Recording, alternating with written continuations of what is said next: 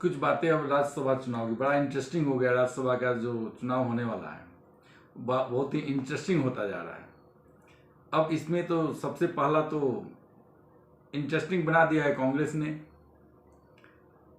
कांग्रेस की बात मैं इसलिए कर रहा हूं कि कभी कभी लगता है कि कोई आदमी अगर सुसाइड करने पर तुल जाए तो लगता है कि कोई भी आदमी उसे बचा नहीं सकता है, कोई भी नहीं बचा सकता। सुसाइड करने को ही तैयार हो जाए।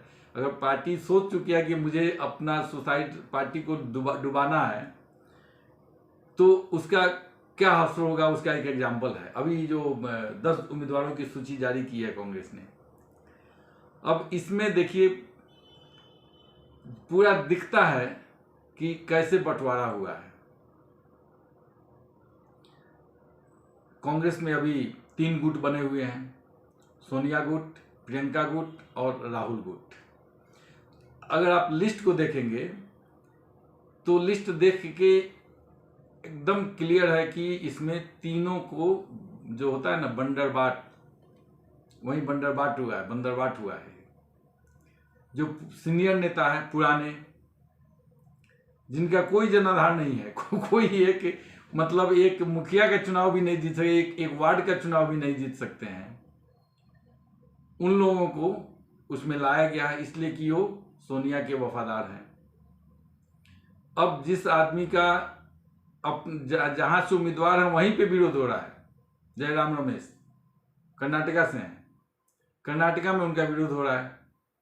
जो कर्नाटका के जो कार्यकर्ता है, दिन रात मेहनत करके पार्टी में अपना योगदान दिए हैं, पार्टी को खड़ा किए हैं, वो बेचारे मुंह देखते रह गए, उन्हें कोई टिकट नहीं मिला। मेहनत करते करते उनके पैर में जो है ना छाले पड़ गए। लेकिन राज्यसभा की टिकट किनको मिलता है? जयराम रमेश को, क्योंकि वो सोनिया गांधी के विश्वास पात्र हैं। इधर एक और वो एक इरफान भाई है, उनका इमरान। अब उस इमरान के बारे में हम तो नहीं, नगमा कहती हैं कि हमारी भी 18 साल की तपस्या कम पड़ गई इमरान भाई के आगे। अब ये नगमा भी एक फिल्म एक्ट्रेस है और ये 18 साल से कांग्रेस में काम कर रही है, उनका ट्वीट के हिसाब से। और टिकट किनको मिला? इमरान प्रतापगढ़ी को। अब इमरान प्रतापगढ़ी की विशेषता क्या है इसको भी जान लीजिए। शायद बहुत सारे लोगों को पता भी नहीं होगा कि इमरान प्रतापगढ़ी हैं कौन। ये इमरान प्रतापगढ़ी वही हैं जो यूपी चुनाव में और उसके पहले 2019 के लोकसभा चुनाव में भी प्रियंका के साथ साथ इन्होंने ये रैली की थी। और रैलियों में क्या करते थे? ये तुकबंदी करते थे, कविता पढ़ते थे, शायरी पढ़ते थे। तो वही शायरी पढ़ते पढ़ते इन्हें लोकसभा चुनाव में मेरठ से टिकट भी मिल गया। चुनाव लड़े, हारे, जमानत जब्त कराए। कोई रोल तो था नहीं, कोई पॉलिटिशियन तो है नहीं। अब ये सोच रहे थे ये कविता कर करके भी और राजनीतिक बन जाएंगे। स्वाभाविक है कि ये जो गांधी फैमिली है, चरण वंदना की आदत है। इन्होंने प्रियंका के भी, उनके ये होता है ना गुणगान में कोई कसर बाकी रखी नहीं, बहुत सारी कविताएं लिखी। अब जो कांग्रेसियों का चलन है, दीदी, भैया, अम्मा, सोनिया गांधी, सबका इन्होंने अपना वैसे ही चरण वंदना किया। और चरण वंदना करते करते इन्होंने लोकसभा का टिकट मिल गया, हार गए, ठीक है। अब उनको इमरान प्रतापगढ़ी को टिकट मिला है, इनको राज्यसभा का। उनकी योग्यता एक ही है कि वो प्रियंका गांधी के बहुत बड़े चाटुकार हैं। और बस उनकी खूबी यही है, न तो कोई पॉलिटिकल बैकग्राउंड है, न कोई जनाधार है, न उनसे पार्टी को कोई बहुत ज्यादा फायदा होने वाला है। लेकिन जो समर्पित कार्यकर्ता है उसकी जगह पे ऐसे ऐसे लोगों को टिकट दिया गया है जो पार्टी के लिए कभी कोई काम आएंगे जैसा लगता नहीं। लिस्ट देख करके तो ऐसा नहीं लगता है। अब एक दो और, अब चलिए चिदम्बरम तो फिर भी पुराने नेता है, चिदम्बरम के लिए माना जा सकता है तमिलनाडु से उनको भी टिकट दिया गया है। अब बेचारा पवन खेड़ा को देखिए, टीवी में आके कांग्रेस के लिए लड़ते लड़ते बेचारे का गला खराब हो जाता है, मुंह का थूक सूख जाता है कांग्रेस को डिफेंड करते करते, ये जानते हुए भी कि वो उन लोगों का डिफेंड करते हैं जो अनडिफेंडेबल है लेकिन अपना लात श्रम पचा के बेचारे ये आके टीवी डिबेट में खूब डिबेट करते हैं। और ये कई बार तो ऐसा हुआ है जैसे संबित पात्रा वगैरह के साथ तो सिर्फ हाथापाई होना बाकी रह गया, नहीं तो मुख से तो सब कुछ हो गया है। वैसे पवन खेड़ा को भी बेचारे को कुछ नहीं हाथ लगा और लास्ट में अब उनको भी वहीं लिखना पड़ा कि हमारी तपस्या में कोई कमी रह गई थी। इन्हें पता ही नहीं कि कांग्रेस में तपस्या का कोई अर्थ ही नहीं है, कोई भाजपा थोड़े है। भाजपा रहती तब ना एक छोटा सा कार्यकर्ता भी वहां का अध्यक्ष बन जाता है। ये कांग्रेस है, यहाँ तो या तो पैसा दो टिकट लो या चरण वंदना करो। चरण वंदना में तो ये जनाब भी पीछे नहीं है। पवन खेड़ा भी बहुत बड़े चाटुकार रही है। इनकी विशेषता एक ही है कि शीला दीक्षित के निजी सचिव हुआ करते थे, और जब निजी सचिव थे तो इन पर भी भ्रष्टाचार के बहुत सारे मुकदमे चले थे। ये अलग बात है कि अब जो भ्रष्टाचार के जो मुद्दे होते हैं उसका प्रत्यक्ष कोई प्रमाण मिलना बहुत मुश्किल होता है, और इसलिए लोग बरी हो जाते हैं। अब उनका भी तपस्या में कमी रह गई है। नगमा भी वही बोल रही हैं। और खड़ा कौन हुआ है, टिकट किनको मिला है उनको भी देख लीजिए। ये राजस्थान से मिला है रणदीप सुरजेवाला को। अब रणदीप सुरजेवाला कौन है? ये वही आदमी है जो एक विधायक का चुनाव भी नहीं जीत पाए थे। लोकसभा चुनाव तो अलग छोड़िए, हरियाणा से आते हैं, लेकिन ये अपना 2-3 बार किस्मत आजमा चुके हैं, जीत नहीं पाते हैं। मुकुल वासनिक ये महाराष्ट्र के लीडर, और महाराष्ट्र के लीडर को भेजा कहाँ गया है? राजस्थान में। और जो महाराष्ट्र से किनको भेजा गया है, सॉरी छत्तीसगढ़ से, राजीव शुक्ला। अब देखिए राजीव शुक्ला वही जो मैं बार बार कहता हूँ न्यूज़ 24 के मालिक हैं। ये क्रिकेट एसोसिएशन में हैं, और यही कहा ना कि जब भी आप न्यूज़ 24 देखिएगा ना तो उसमें हमेशा एंटी मोदी कार्यक्रम चलता रहता है। तो बार बार मैं कहता हूं कि जैसे एनडीटीवी का बायकॉट करते हो वैसे ही न्यूज़ 24 का भी बायकॉट करो। वो ये दोनों चैनल बहुत ही बायस चैनल है। ये न्यूज़ 24 के ये मालिक हैं राजीव शुक्ला, और राजीव शुक्ला को कहां से दिया गया है? छत्तीसगढ़ से। और छत्तीसगढ़ में एक नाम बहुत चौंकाने वाला है। अब उनकी एक खूबी तो है कि उस किसी के साथ भी लो लेवल में आके झगड़ा करने को तैयार हो जाती हैं, और शायद उसी के लिए दिया गया कि हाँ ये राज्यसभा में बैठ करके शायद राज्यसभा की गरिमा को भी नीचे लाएंगी। नाम है रंजीत रंजन। ये रंजीत रंजन वही है बिहार के दादा गुंडा पप्पू यादव की धर्मपत्नी है ये। अब बिहार के नेता पप्पू यादव की धर्मपत्नी रंजीत रंजन, इनको टिकट मिलता है छत्तीसगढ़ से। अब सोच लीजिए। और उत्तर प्रदेश का जो इमरान प्रतापगढ़ी है, जिसको मैंने कहा कि मेरठ से वो खड़ा हुए थे और उनकी जमानत जब्त हो गई थी, तो इमरान प्रतापगढ़ी को टिकट मिलती है महाराष्ट्र से। और महाराष्ट्र में ये समझिए मुकुल वासनिक, ये हुआ कभी युवा कांग्रेस के अध्यक्ष हुआ करते थे, महाराष्ट्र कांग्रेस के अध्यक्ष रहे हैं। इस बेचारे को महाराष्ट्र से खदेड़ दिया जाता है राजस्थान। इनको राजस्थान से टिकट मिलता है, खैर कहीं से। प्रमोद तिवारी की एक विशेषता है, उनका जो विधानसभा क्षेत्र है उत्तर प्रदेश में रामपुर के पास, वहां से वो कभी हारे नहीं है, कंटिन्यूअस जीतते हैं। लेकिन इस बार क्या हुआ कि उन्होंने भी बहुत ही चालाकी से अपना सीट पहले अपनी बेटी को दे दिया, और बेटी को सीट शायद जीत भी गई। हाँ, बेटी जीत भी गई है वहां से।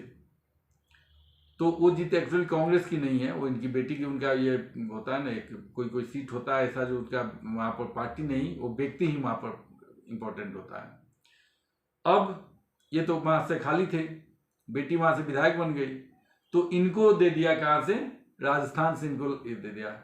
अब ये तो खुश हैं जिनको मिला, रणदीप सुरजेवाला, मुकुल वासनिक, प्रमोद तिवारी, इन्हें जिन्हें टिकट मिला है राजस्थान से, ये तो खुश हैं। लेकिन जो राजस्थान के कार्यकर्ता हैं, अब वो वहां पर पार्टी के लिए काम कोई करे, टिकट किसी और को मिल जाए तो स्वाभाविक रूप से दुख तो होगा। और इसमें बड़े बड़े नाम, पवन खेड़ा और मैंने ये नगमा का नाम इसलिए लिया क्योंकि इनका ट्वीट जो आया था तो बड़ा इंटरेस्टिंग था कि इनकी तपस्या में कोई कमी, ये देखिए ट्वीट भी ये चोरी करते हैं। चोरी इसलिए करते हैं कि ये लाइन है नरेंद्र मोदी की। जब नरेंद्र मोदी ने ये किसानों का 3 कानून जो ये वापस लिए थे, कृषि कानून, तो उन्होंने वो वापस लेते समय कहा था कि हमारी तपस्या में कोई कमी रह गई थी कि हम किसानों को समझा नहीं पाए। अब उसी को, इस ट्वीट को भी इन्होंने कॉपी किया। अब समझिए ये इन लोग का अपना कुछ नहीं है, वो नकल भी मोदी जी का ही करेंगे और गाली भी मोदी जी को ही देंगे। तो इन्होंने लिखा कि शायद मेरी तपस्या में कुछ कमी रह गई, इसलिए पार्टी ने मुझे उसके लायक नहीं समझा। और उन्हीं को फॉलो करते हुए नगमा ने भी, जो फिल्म एक्ट्रेस हैं, उन्होंने भी लिखा कि सही बात है, हमारी भी 18 साल की तपस्या कम पड़ गई इमरान भाई के आगे। अब ऐसे बहुत सारे और लोग भी हैं, बहुत सारे लोग, ये ट्विटर पर तो भरा हुआ है, कितना का नाम लिया जाए। खैर, अब ये तो हुआ कांग्रेस की बात। सबसे मजेदार बात है उत्तर प्रदेश। उत्तर प्रदेश में किसी कारण से अगर भाजपा कोई एक ऐसी पॉलिसी बना पाए, ये मेरा अपना एक दिली इच्छा करते हैं, तो वहां एक कैंडिडेट है उसको हरा पाती तो शायद बहुत बड़ा मैसेज पूरे भारत में जाता। क्योंकि एक ऐसा इंसान वहां से राज्यसभा का चुनाव लड़ रहा है जिसकी पहचान सिर्फ हिंदू विरोध की नहीं है, भारत विरोध की है। जितना भी हिंदुओं के अगेंस्ट में मुकदमे सुप्रीम कोर्ट में आते हैं वो वही आदमी उसको लड़ता है, सुप्रीम कोर्ट का। उतना ही सुप्रीम कोर्ट के वकीलों से आप बात कीजिए तो उसे माफिया कहा जाता है। वो जो ये है ना, ये अपने आप में कोर्ट का माफिया है, सुप्रीम कोर्ट का माफिया है। और ये ऐसा माफिया है जो सुप्रीम कोर्ट के चीफ जस्टिस को भी धमकाता है। और जो चीफ जस्टिस इसकी बात नहीं मानते हैं उनके विरुद्ध में ये इम्पीचमेंट लाता है, महाभियोग लाने का प्रयास करता है। उस डर दिखाता है कि अब तो खैर ये हो गया, लेकिन बीच में महाभियोग लाने की भी तैयारी किया था दीपक मिश्रा के अगेंस्ट में। तो ये ऐसा वकील है। कपिल सिब्बल की मैं बात कर रहा हूं। कपिल सिब्बल की जो पहचान है वो सिर्फ हिंदू विरोध की नहीं है।